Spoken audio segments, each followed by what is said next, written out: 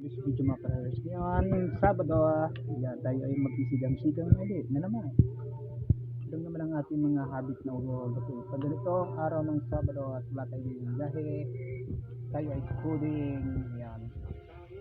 Meron tayong pichay, sitaw, kamatis. Siyempre, hindi mawawala dyan, ha? Dami. Alright, so isang puno siya sa atin. Pressure cooker. Ayan. Bumili tayo ng halagang 200 sa HP Magang. Ayan. So, bali din ating ulam ngayon tanghali at alas 12 na naman. Ayan, habang kami naglalaba, tayo naman magluluto ng ating panghalian ulam.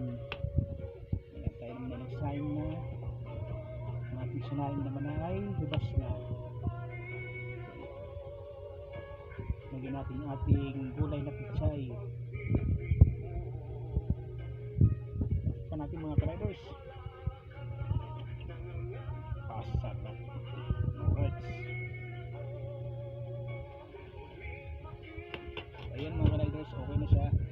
Lagyan naman natin siya ng pampaasim na ano. So hindi na natin pinakita sa ating video yung ating nilagay na pang paasim. So alam mo na yun kung ano yun kasi sa karne.